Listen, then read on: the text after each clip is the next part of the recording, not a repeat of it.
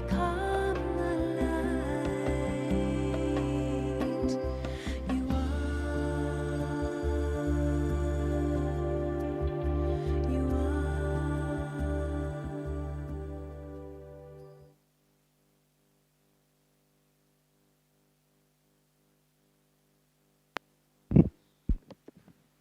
Thank you. Om Shanti and very good morning. So very warm welcome. Why I say warm? Because it's a bit cold out there, isn't it? So it's quite cool. Anyway, very warm welcome to this morning's special session with our dear respected divine Didi Jayanti, whom we all know is the, well, I give the official title and I say something else after that, who is the additional administrative head of the Brahma Kumaris and the regional coordinator for the United Kingdom, Europe and Middle East, all the activities in this big region. And as you all know, Didi is soft-spoken, very gentle, humble, easy and light, but she plays a very key and multifarious roles in being a spiritual leader, a very dedicated spiritual teacher, an eloquent orator, broadcaster, well, I would say captivating writer, sympathetic counselor, and many, many roles. So you can see that she's very busy, and I'm very happy, and all of us are. She can be with us this morning. And we all know that she's also very much in demand as a speaker nationally and on the world stage. And she's an ardent promoter of values and virtues. And she is also very much promoting values and presentation, well known for her presentations and participation in climate change, in which she stressed the importance of change in human consciousness in order to bring about a change in the outer world. Well, in the company of the sweet nature and that elevated consciousness, one would feel that have the consciousness of being in the company of an angel of divinity. So let us put our hands together and warmly welcome Didi Jayanti. Thank you very much to be with us this morning. And she will speak on the topic, getting ready for the final chapter. Thank you. Celia, if you could just wait one moment. Yeah. There's a very practical but very powerful thing I want to mention. On the 27th is Didi Jayanti's 3rd anniversary memorial. And all of you are invited to come down to Shantivan, and they'll tell you the time of the departure of the buses. But the program will be sharing of experiences from a few people, and then after that it's going to be offering of bhog for Baba and Dadi by Didi Mohini, and she'll then bring a message back for us from Baba, and then after that Brahma Bhojan. So I need to have an idea of numbers of people who would like to be there for this program and be there for Brahma Bhojan. Can you raise your hands?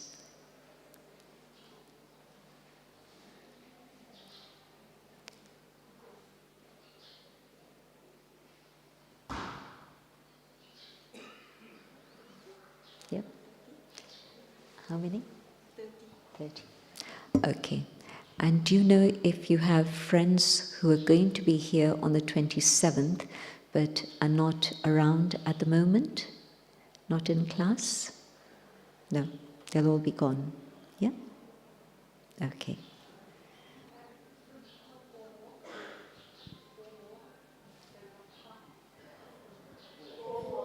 Four more. Okay, okay. Yeah. But anyway, You'll announce? We can announce tomorrow. Tomorrow. And day after, Yeah. so that we know the number.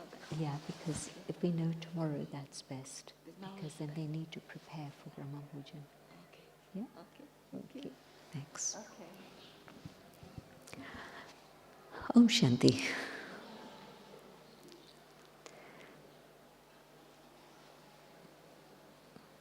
Baba emphasized this time in the Murali about being the point and also connecting with the point and then being able to put a full stop. So in a way, I think this is the final preparation. Why? Because I need to be fearless, because the last scenes are not going to be very pleasant ones.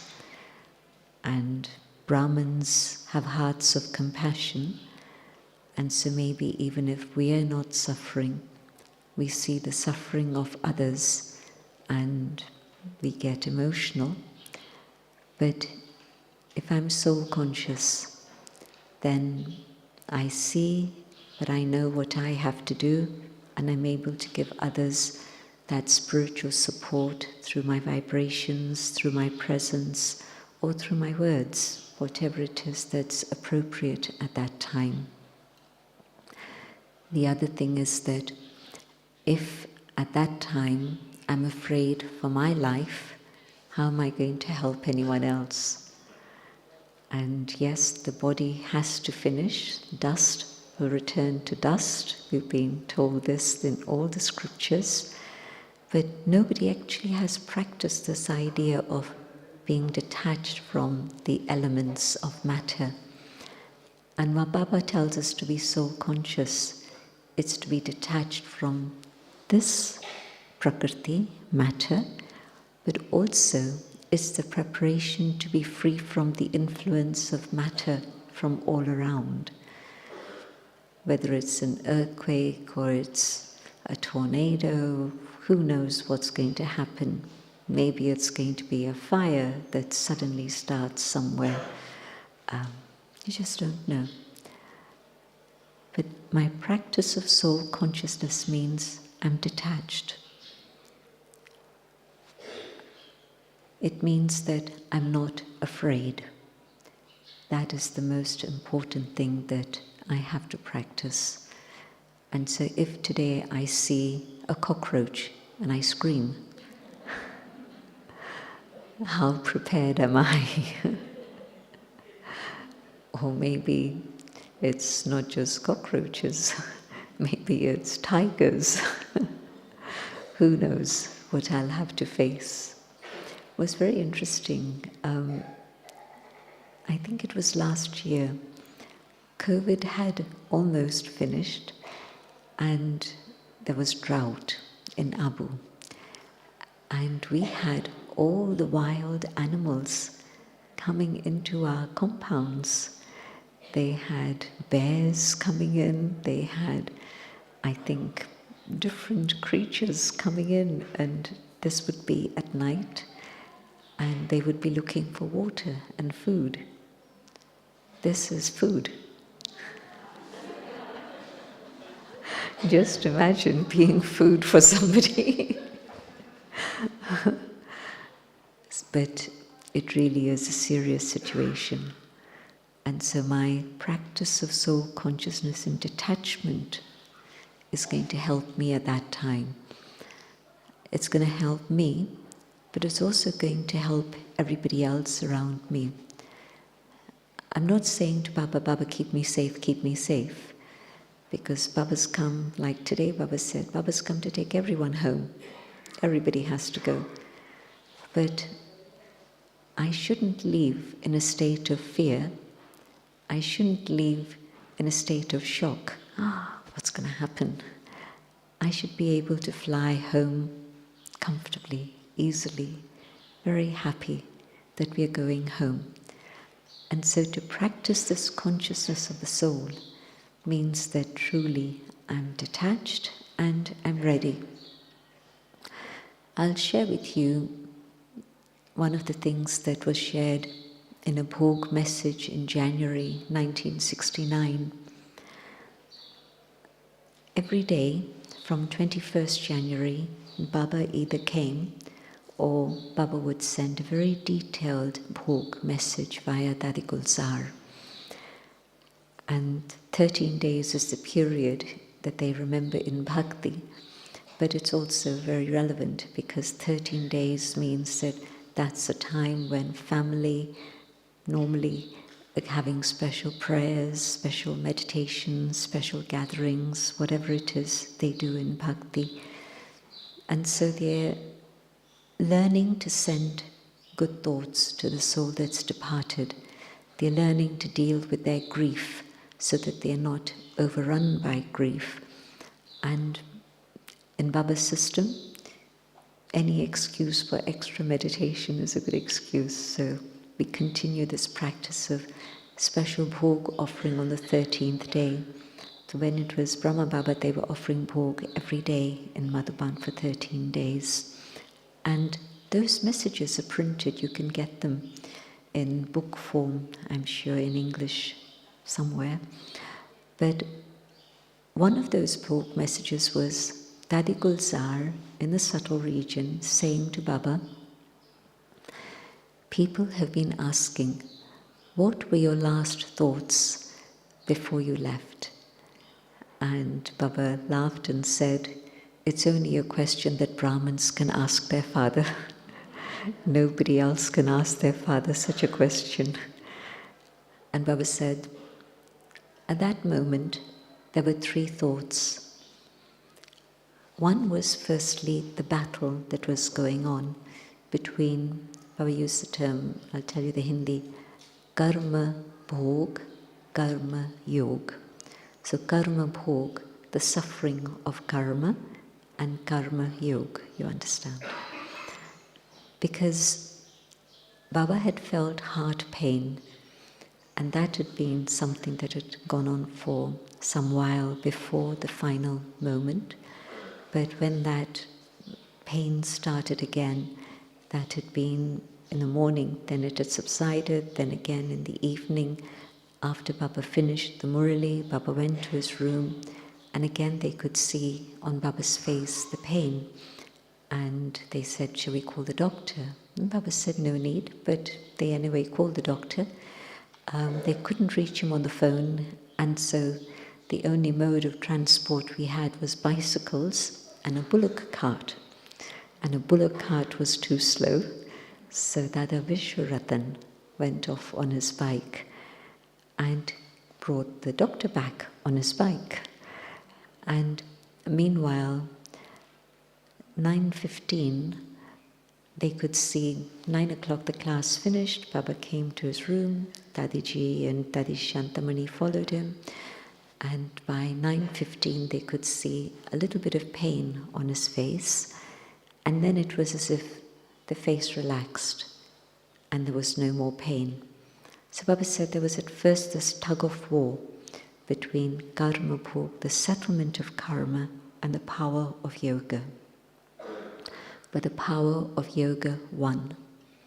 And that's why they saw that the face was so calm and peaceful. And when I had seen Baba's face on the Monday, we left Agra on the Sunday morning, came here Monday morning, and Baba's face was very calm, very peaceful, a beautiful flower, a rose. And Baba's face had been surrounded by red roses, and everywhere were red roses that had come from Jaipur especially for this. So the face indicated that there'd be no pain at the end, but they saw this at that time. The second thought had been, I'm remembering all the children, but not one specific child, but all the children as the family together. Then the third thought had been, Baba, if you want me to come, I'm ready. If you want me to stay, I'm ready. And then the soul flew away, and the doctor arrived after that. And the last Srishti had been with Dadi Kumarka, And so it was like Baba was handing over the legacy to her. And of course, the rest you know. So my point is that in my final moment, am I going to be pulled by one individual? Which means today, if I haven't prepared already, I need to prepare. And the question I need to ask myself is, who am I dependent on? And what am I dependent on? And within the question of who, Lokik family, alokik family, who is it I'm dependent on? And it's God's mercy that Mama, Baba flew away, the Dadis flew away, and so yes, we have the family to support us, but not any one individual. If we'd looked at this question 10 years ago, we'd probably have said, well, we're still very dependent on the Dadis.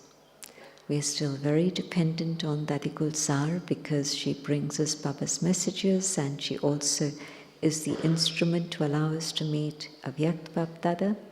So I'm sure many of us would have said that. I know that I was very dependent on Didi Jayanti. So it's God's grace, God's mercy, that all the supports, the big supports of the Yajna, have all been taken away from us. And for me, I see it in that way, that without the Dadis, we've had to grow up. And I don't mean in age, I mean in stage. We've all had to say, Baba and Dadi, all the Dadis gave us so much, so much, so much. And now I have to be the proof of what I have taken from them, but also I have to give the return of what I've taken from them, which means being able to give to others what I have received. What Baba said in the Murli today, whatever is your dharana, whatever you've taken, then that's the basis on which you share and you give to others also. So this question about dependency, Lokik, am I missing anyone?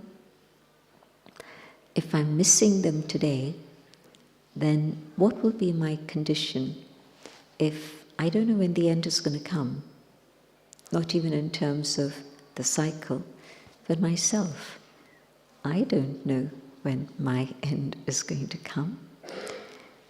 It's been a little bit strange over the last couple of years hearing of young people suddenly leave with heart attacks.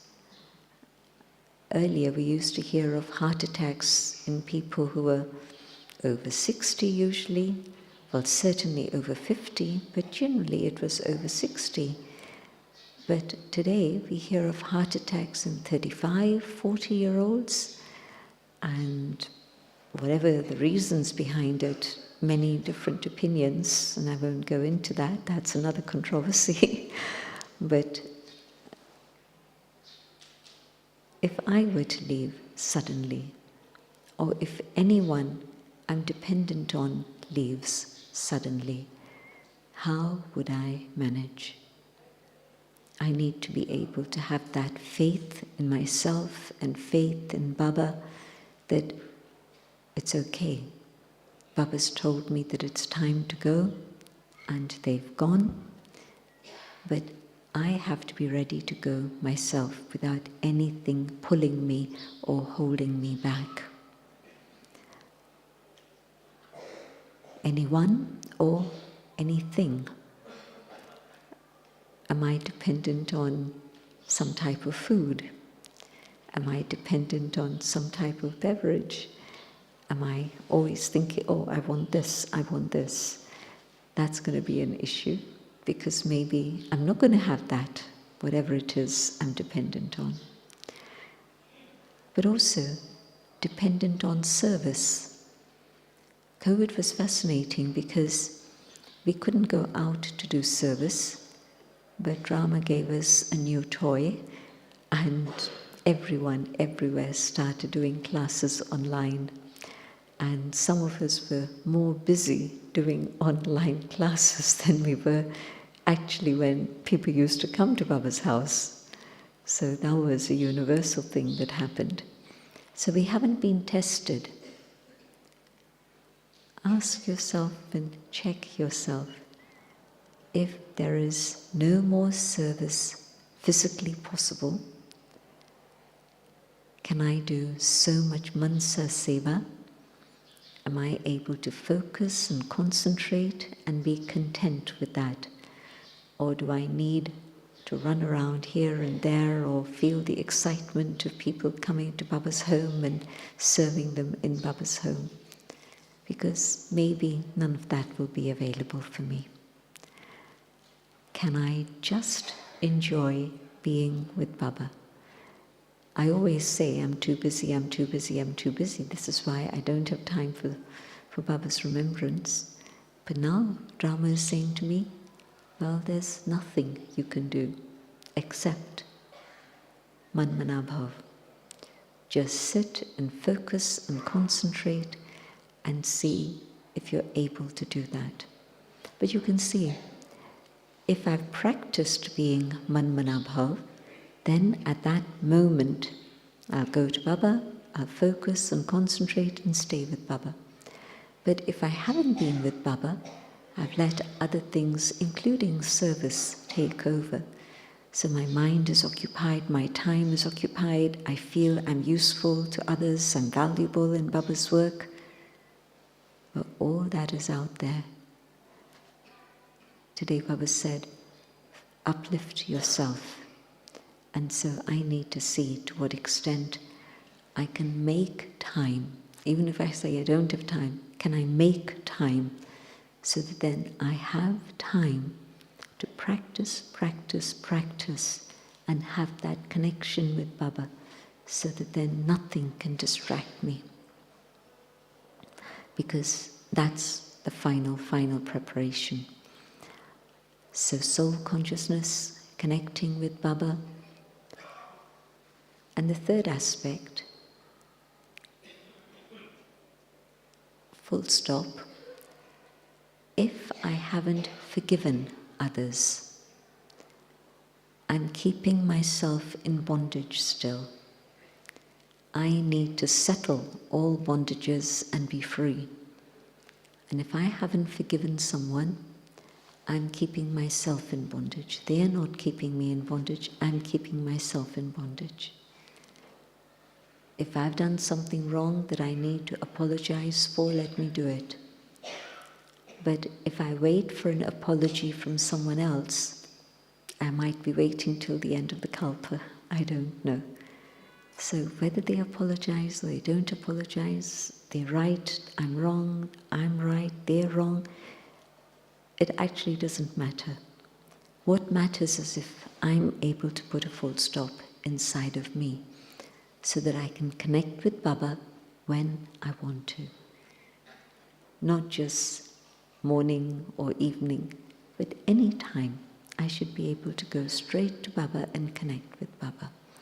So that then Baba can give me a signal about what I need to do. Like Brahma Baba asking Baba, if you want me to come, I'm ready. If you want me to stay, I'm ready. And so maybe Baba wants me to do something more in whatever is the situation we're in. I need to be able to check that and find out. And so I need that checking today. And then if Baba is wanting me to stay, Baba will give me a signal about where to go, what to do, how to do it. And I need to have that confidence that yes, it is Baba, not my sanskars, not my attachments, not my desires that are telling me, go here, go there, go there. I need to be very clear. But that also, it's like, when people speak to you on the phone their voice changes a little, and it takes you a little time to get accustomed to the intonation and the quality of their voice and what they're saying. It takes a bit of time to register. And if you're in front of somebody and you know them pretty well, you know what they're going to say anyway. But when they actually say it, it's very clear. It registers immediately because you're familiar with them. So the more I've connected with Baba and the more I'm familiar with the way Baba gives a signal, understanding the signal, Baba's not going to talk in words. Maybe he will, but I doubt it. But Baba's actually going to give me a signal in my mind. And I need to be clear. It's my sanskars, it's Maya, or it's really Baba. And so tuning my mind to Baba and being in tune with Baba means that I'll catch the signal in the way Baba wants to tell me, and I'll be able to apply that in my life. So the second aspect, the point. And the third aspect, past is past. Absolutely willing to let go and not hold on to anything. Whatever I need to do to forgive, I'll forgive. Whatever I need to do to sort out in terms of what I've done, mistakes I've made, I've sorted that out also. There was a young woman, and she was a very good Brahmin, and she came to Dadi many years ago, and she said to Dadi, "Dadi, I've been told I have multiple sclerosis." She looked fine, she looked healthy, she still seemed to be on top of everything. But she said, "I don't know how much longer I have to live, and I want to clear a few things." And so she told Dadi a few incidents in which, yes, there'd been a couple of mistakes on her part, but also there'd been a few misunderstandings. And so she went through the list that she had. And she said, "Dadi, now I feel clear at the end of all that. Whatever it is I need to feel now in terms of settling past karma, I'll take it on board. It's okay. I don't mind the pain. I don't mind the challenges. But my heart feels very clean. And I know that Baba's going to stay close to me." And that's exactly what happened. It took a couple of months. It wasn't instant, but it took months. And through that period, anyone who went to see her, they were able to just comment on her glowing face and her smile and how she shared things that uplifted them. They didn't have to say to her, "Oh, come on, you shouldn't let yourself feel down in the dumps," or she wasn't. She was up there, very bright and light. And her family were not in Gyan, and they lived in another place. They came to see her, and they were amazed to see her condition. And then when she was moved to the terminal ward, the final place, again, she was so bright, so cheerful, the nurses couldn't believe it. And she was light, absolutely light. And then at some point she asked her family to leave. And then there were only a couple of Brahmins that were there with her, including Maureen. And she left peacefully in Baba's remembrance. So sometimes we say, "I'm not afraid of dying, but I don't want to suffer." I've heard a few people say that. Well, the suffering is actually the settlement. And Mama would say, when we saw Mama in pain, such pain that she needed morphine, this was in her last period, from September, and she left only in June.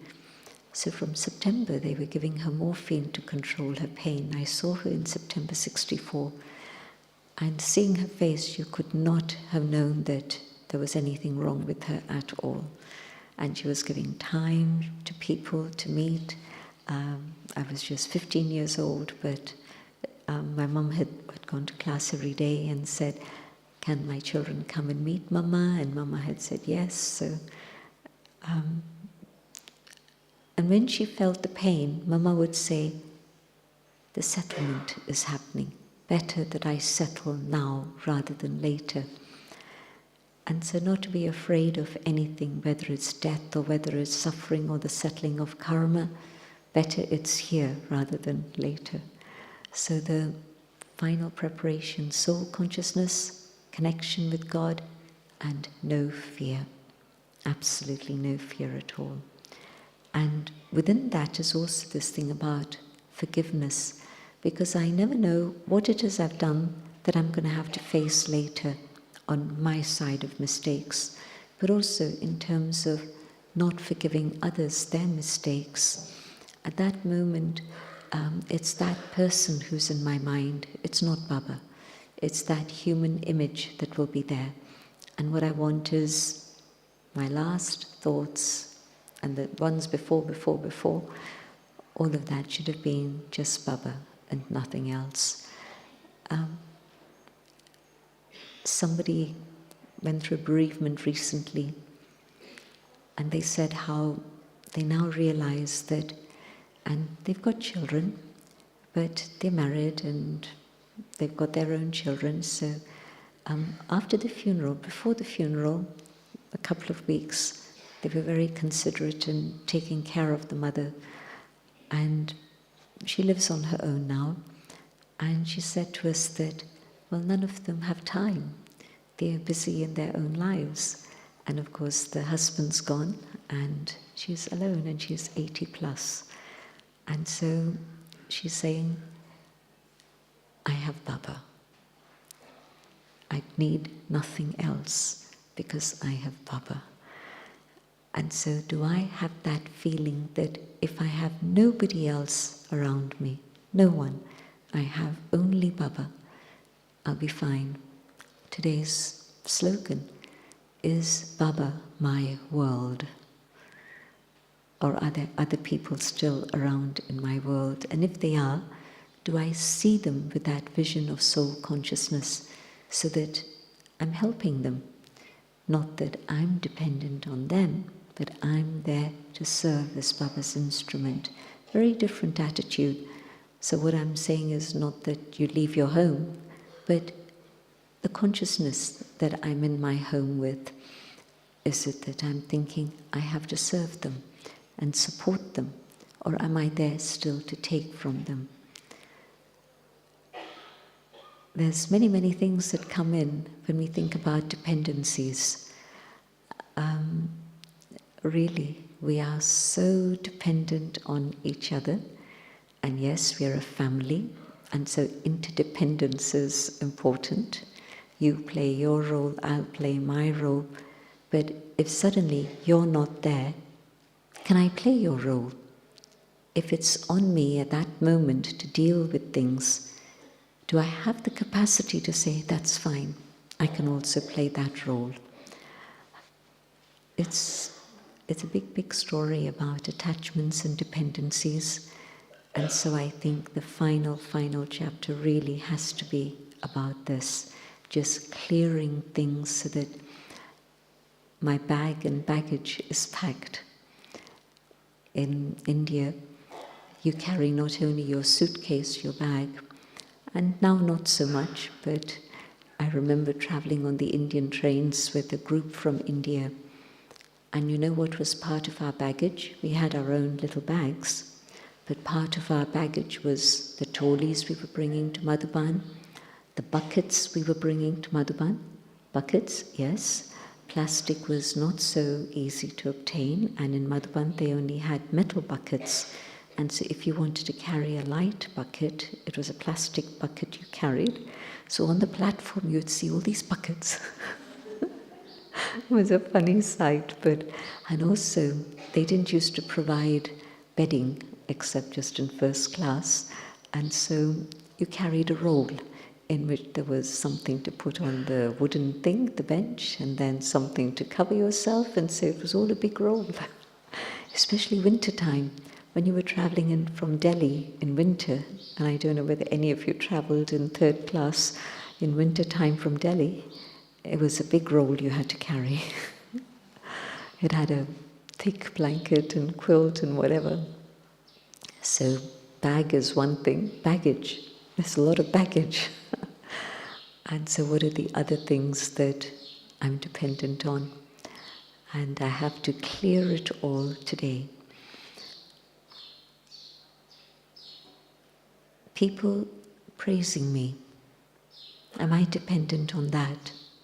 Well, there's nobody going to be around to praise me at that time. Everybody will be in a state of either be an angel up above, or they'll be in a state of turmoil down below. And nobody around to say, "You did that beautifully, you did that so well." Just not possible, that's just not around. And so, am I dependent on that?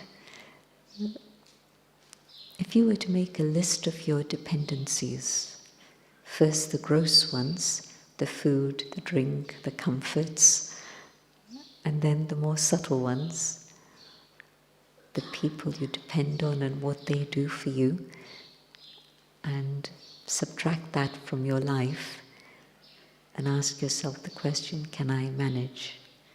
And can I not just manage for myself, but am I able to manage if I have to take care of 10 other people?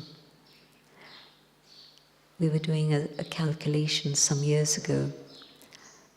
If there's an emergency, some emergencies are short ones, some emergencies are long ones. And the short ones, we have to think about, maybe it's Sunday morning and Global House has 500 people there. Now, if it's a short one, okay, you provide them with breakfast, which is fine. You provide them with drinks, which is fine. Where do they stay for a night? Okay, they can all sleep in the auditorium. What else do we need? Okay, and if it's not just one night, maybe it's an emergency for a few days. Maybe it's an emergency for many days. You know, your mind starts wondering, how much preparation can you make? And so this is where Baba said, okay, prepare for 6 months, because you don't know how things are going to work out. Finances also. You don't know how long, when, how, but just to be sensible and to say, okay, let my life be simple, let my budget be very economical, so that if there's very little available at the end, I'm okay.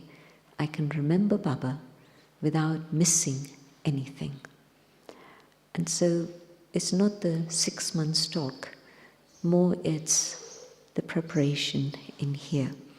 6-month stock, and maybe your neighbors know that you have food, and when they come to you, you can't shut the door in their face.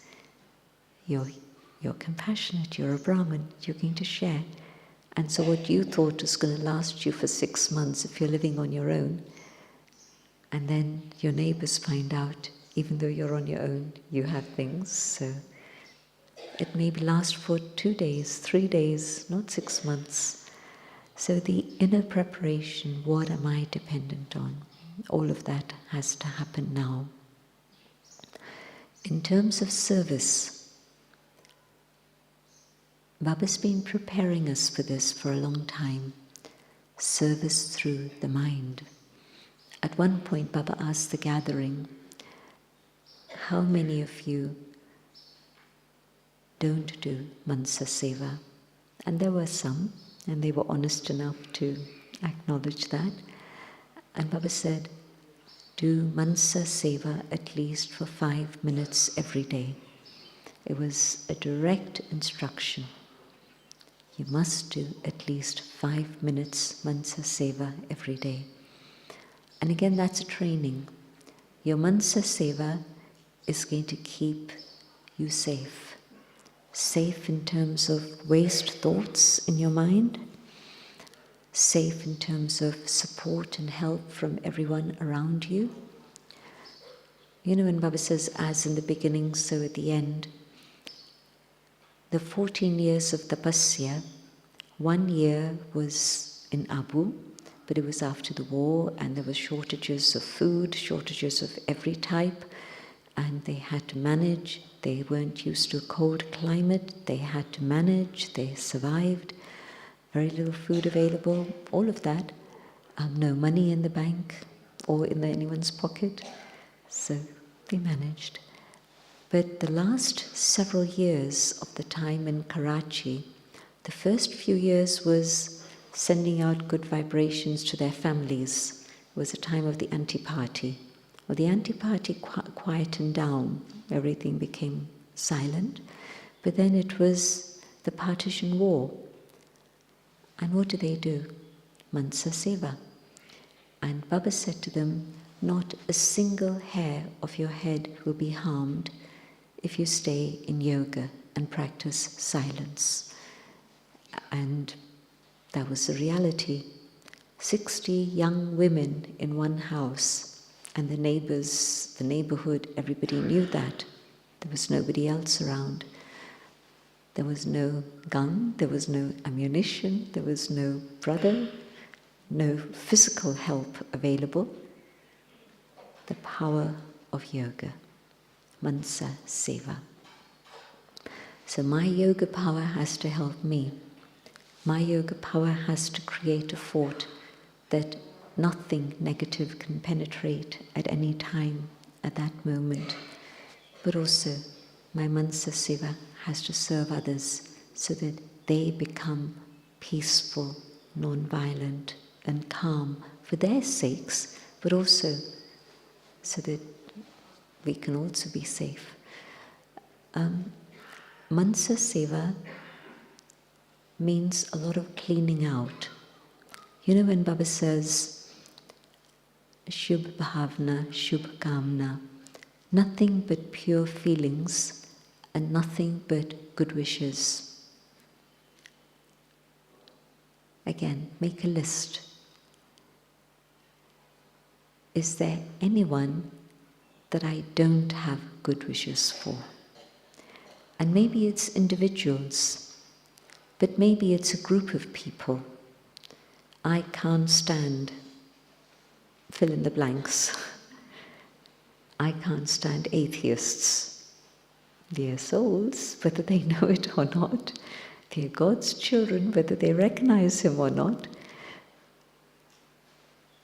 I hate fascists, I hate communists. I can't say that. I mustn't think that, because that's going to spoil my mansa bhavna, the feelings in my mind. And so pure thoughts, pure feelings, and then good wishes. Pure thoughts, Baba's thinking about service through the night, and Baba's not even sleeping. Baba's sitting in yoga through the night and sending out good vibrations. So through the day, if I'm working and my mind is focused on something positive in terms of my work, no problem. But if my mind is not focused on work, but just here and there and this one and that one and the other one, I can't suddenly let go of that. I have to train my mind. You know, other people use this term inner work, and we very rarely use that term because Baba keeps saying, it's easy, it's easy, it's easy. And then, but today he said, it's difficult. And it's not difficult physical work, it's the attention that's required continually. And so are my thoughts with Baba? Are my thoughts with Gyan? Are my thoughts with service? The highest, Baba. The next is Gyan that's going to lead me to Baba. But then the other one's service, and that brings me into humans. If I let myself think about service, not in terms of concept. Today Baba was talking about how Baba's thinking about the sannyasis, not one individual and how to serve one individual, that's different. And that could be just my attachment or my desire. But no, a group of people. and then I'm not thinking about one human face. So there's a difference. But to keep my mind engaged in pure thoughts, elevated thoughts, and that's Gyan. Think about the beauty of Baba's knowledge, the truth of Baba's knowledge, and go into the depths of that, churning the ocean. And so if I keep my mind engaged with Gyan, then no space for why, what, if, but, any of those things. And so really, just make sure that there's no human being occupying this precious, very tiny space that I have inside myself. So that clean out the chit. What are the memories that I carry? Can I clean those out so that really it's nothing except good things there, only good, sweet memories? Then pure feelings all the time. You know, how come our feelings shift and change? Because my thinking changes, and my bhavna for people, it's not for everyone, let there be good wishes for all. It's a phrase we use, especially when it's Diwali or Christmas or anything like that. We say good wishes and good feelings for everyone. But is that true? And how much more cleaning do I need to do for that? So that check and change, that's part of the preparation. Then mind is clean, yoga is strong, and I catch Baba's signals, but also I'm able just simply to send good wishes to everyone. And that is Mansa Seva. So although Baba uses the term frequently, and we also use it, we don't realize the depth to which I have to go to really do the cleaning that's necessary. And then the last thing that I want to say, stability. Soul and God and fearlessness and Mansa Seva and good wishes, so the forgiveness and everything. But the last thing, stability. What is it that shakes me? And at work, people are doing things that they shouldn't, and then I have to pick up the pieces. It's okay. I'm not doing it, I'm not picking up the pieces for them.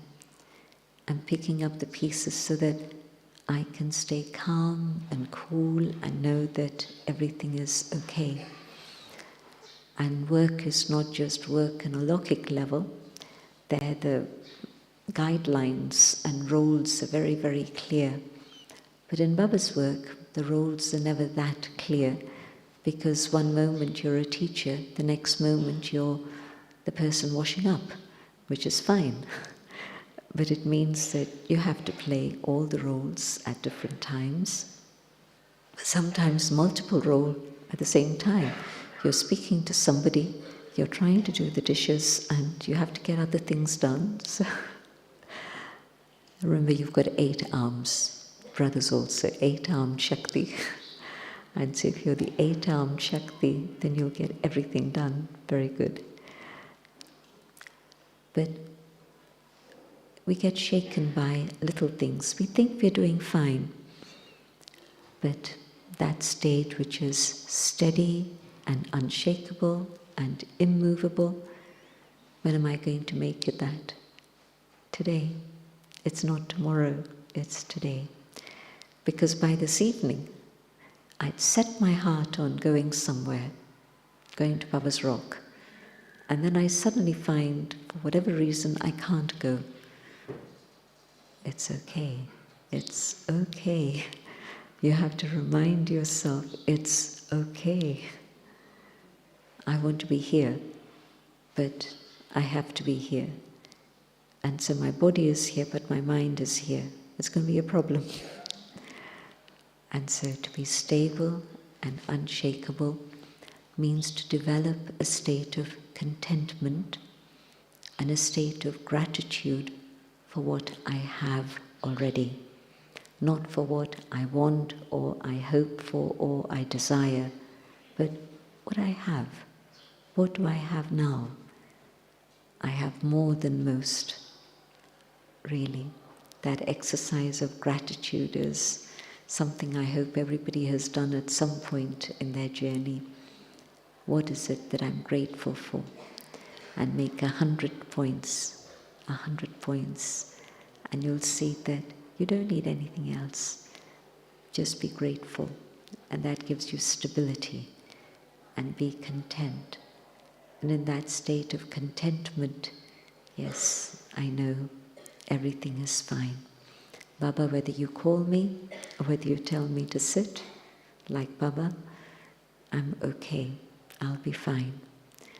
I want to go, I want to go, I want to go. Well, why is it that I'm saying that? Is it because there's things here that I don't like? Usually, when somebody's got their heart set on going, I really want to leave, I wish I could go home, well, that's because I'm rejecting something here. But that's not Gyan. Rejection of anyone or anything or any situation is, Baba used the term agyan. It's making me distressed. And distress is one of the offshoots of anger. I think I don't have anger, but I'm getting upset, I'm getting distressed. That's anger. And so, truly, to be the one who has victory, I need to have that stability. So can I have that stability in little things today? Things are not going the way I want. It's okay. There's good reason. There was something I was trying to do 3 times and it didn't work out. And it was not for me, it was for someone else. And 3 times I tried and it didn't work out and it still hasn't worked out. And so now I'm trying to figure out what needs to happen to make that beneficial. And I think I figured it out, but there's always a reason why things are not working out the way you plan it. And it's not a big deal, it's a little thing, but it's not working out. And so I started asking, what do I need to do?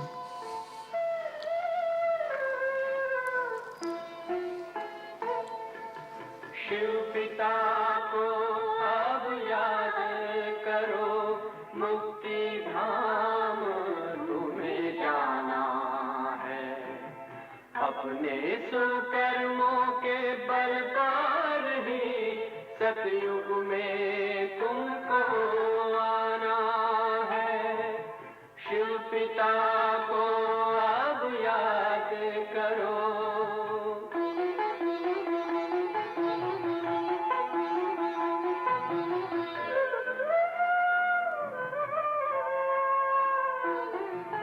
ये संगम का स्वर्णिम युग है, शिव पिता फिर से आया है। ब्रह्मामुख से शिव बाबा ने वही गीता ज्ञान सुनाया है। कलयुग का अंत अब आया है, विकराल विनाश खड़ा आगे। अब हम सबका शिव पिता ने बतलाया है। शिव पिता को अब याद करो।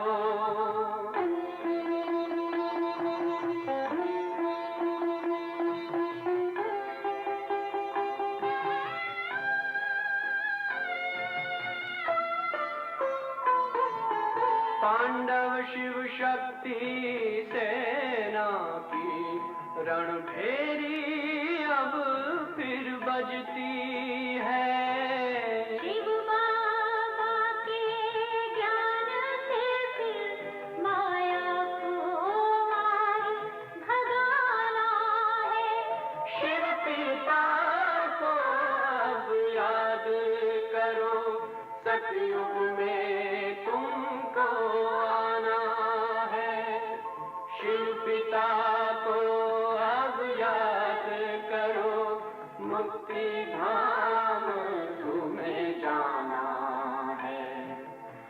अपने संकर्मों के बल पर ही सतयुग में अब तुम्हें आना है। धाम में तुम्हें सतयुग में अब तुम्हें आना है। धाम में तुम्हें जाना है।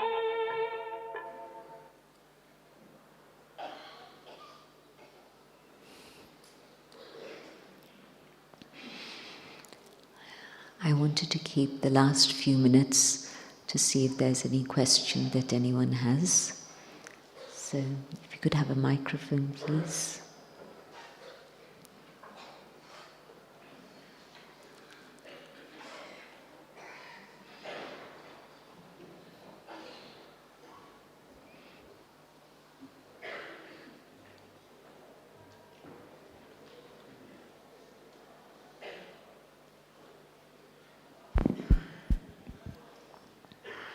Anyone with a question? If you don't have questions, that's fine.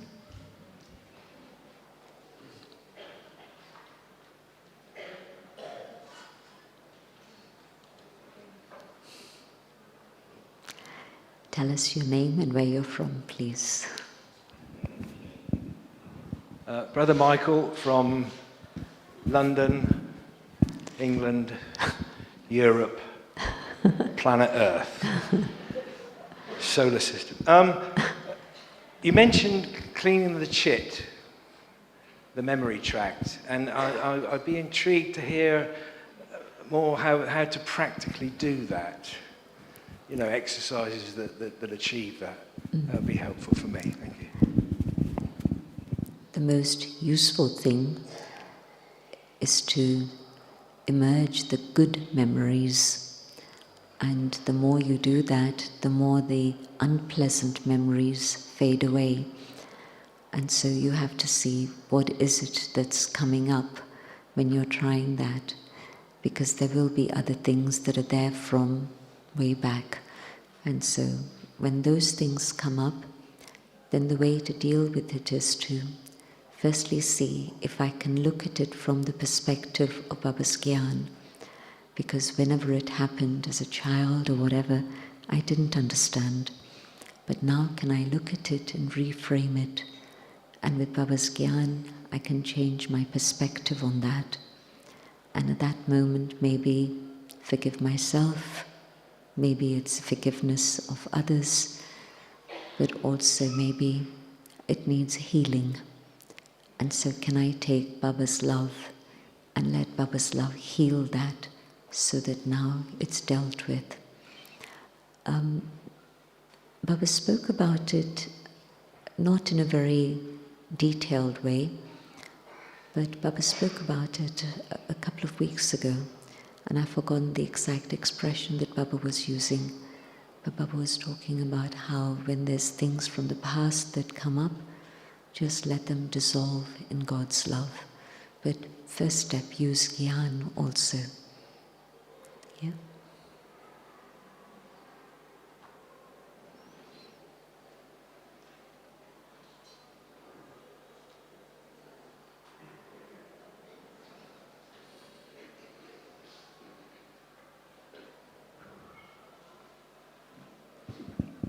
Om Shanti.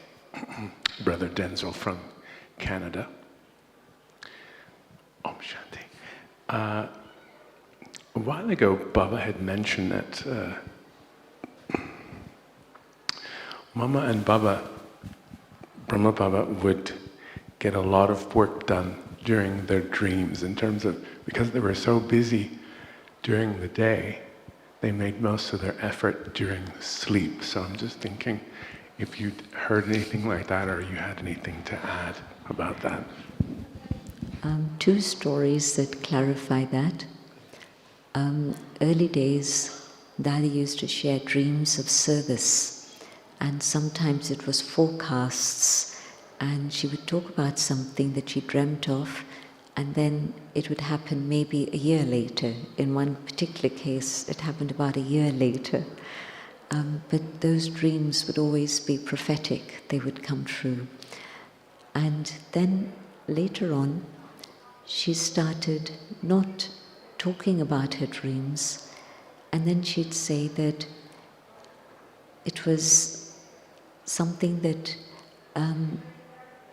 she said it was as if Baba took me somewhere and did service, and I don't remember what it is, and I don't know where it was, but I know it was service. And so I know that that's another way. But she also used that expression when she was very unwell for a year and she wasn't able to be sitting up for more than about half an hour, and she couldn't manage any stairs at all. And during that period, again, we would see that she was very stable and content. And she said that we asked her what she was doing. And she said again, I was just being with Baba, and I felt as if Baba was taking me somewhere, and Baba was serving, using me as an instrument. So I know that the more I focus just on Baba and Gyan and service and nothing else, nothing else. She wasn't eating anything, she was just drinking a little bit at a time, but it was like everything was coming to a standstill. And then she came to India and it was diagnosed and she got well. So then she did all the active service she did after that for many years. During that period, she said that Baba was using me as an instrument. So I think that we can also, the conscious effort is now, any other thoughts disappear, humans and situations, everything. And so in a very conscious way, Baba, Gyan and service. And then it goes on through into the night also. In Hindi they have a lovely expression, Din beete, so swapan beet. Whatever happens during the day happens in my dreams. And they give this classic story of this man who works in a shop, in a textile shop, and he's measuring yards of material and then cutting it up. And one night this man who was doing that work through the day, he was sleepwalking, and what he was doing was picking up his bed sheet and measuring it up and cutting it up with scissors, and so his family was not very happy. But it illustrates what goes on through the day is processed in the night also.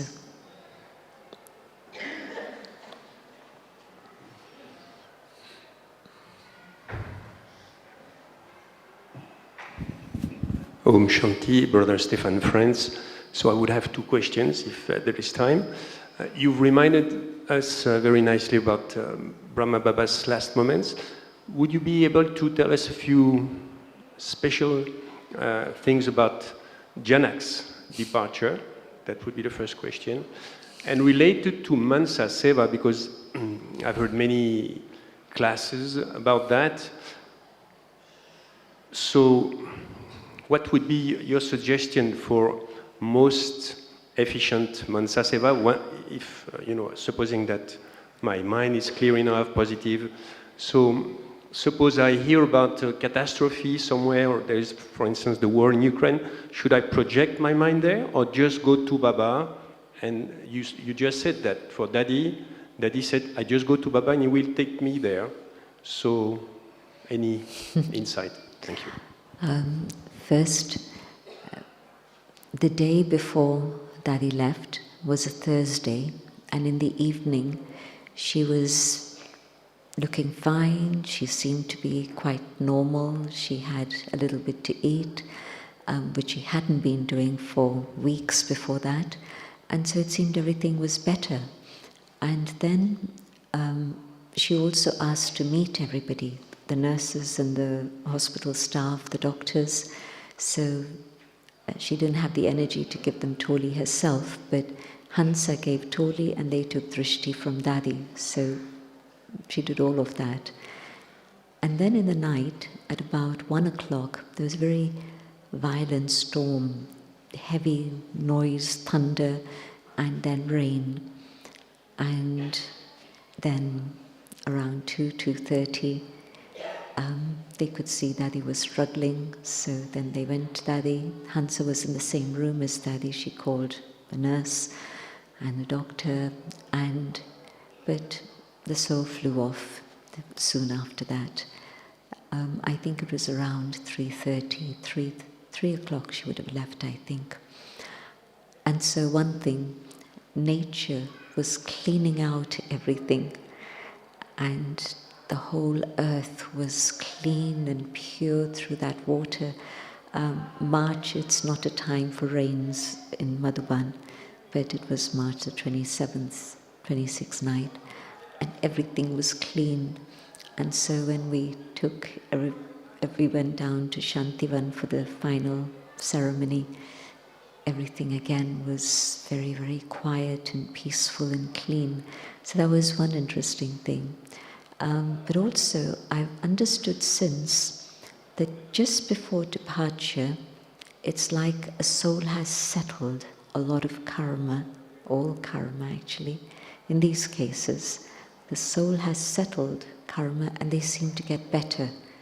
But in fact, it's not a sign that they're going to start normal business again, but it's actually a sign that things are settled and they're now ready for departure. So those two things I've understood.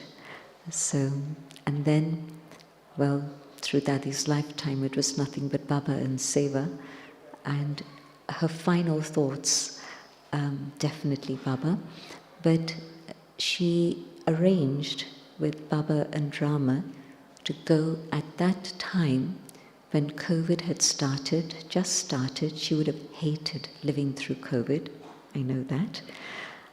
But it meant that nobody could travel, and so she had a quiet funeral. And no flowers. You would have heard her say in classes, when I go, I want no expense for my funeral. No flowers, nobody to come from here and there. And I would translate for her, and I'd be thinking, well, this is what Dadi's saying, but how is it possible? But it happened. So she probably arranged with Baba and Rama that it should be at that time. So every pure thought gets fulfilled. And then Mansa Seva, I must remember a situation only for 30 seconds, no more. So don't spend your time focusing on this one person who's unwell. There's millions of people unwell. So yes, I'm connected with this one, so I'm putting them in front of Baba, 30 seconds, and then Baba. If I stay down here with them, it's my connection and karma. But if I go up above to Baba, then Baba's light is going to reach wherever there's a need and wherever there are souls who are receptive to receive it. So don't spend your time focusing on this one should come to Baba, and so I'm going to send that soul Mansa Seva. No, 30 seconds, that's it. They bring him in front of Baba and leave them with Baba. Yeah? Okay, last question. And it seems to be brother's turn today. Good, come. Usually brothers are the shy ones.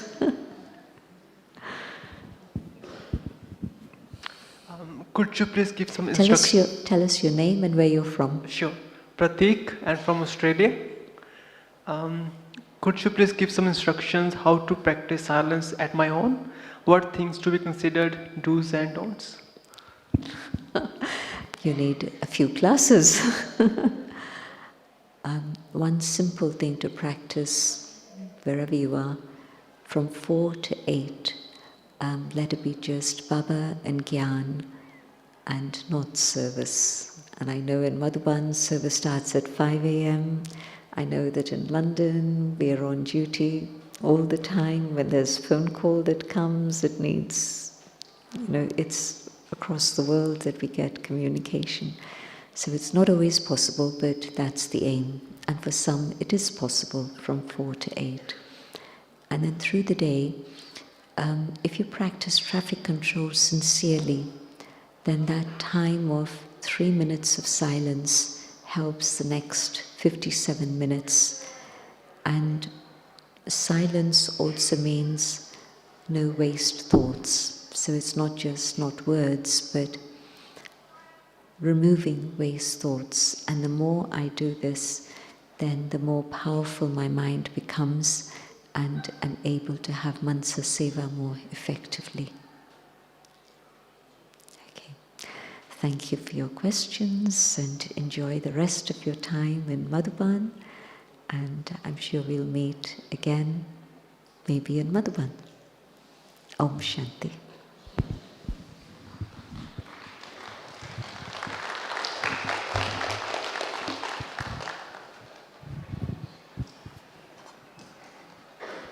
Thank you, Didi Jayanti. That was very inspiring and very useful for preparation for the final moment.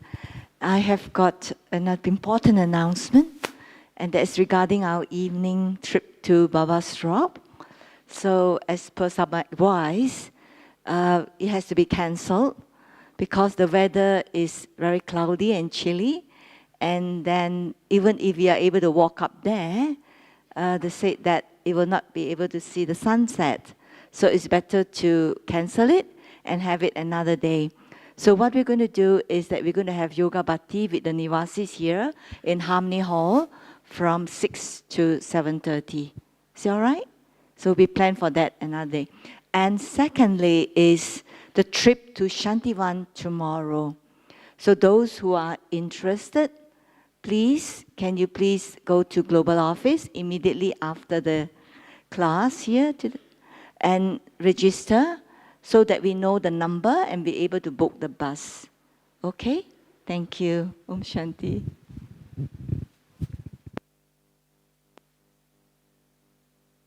All these feelings and all these faces and open doors when everyone else seems so serene, and I just feel so insecure.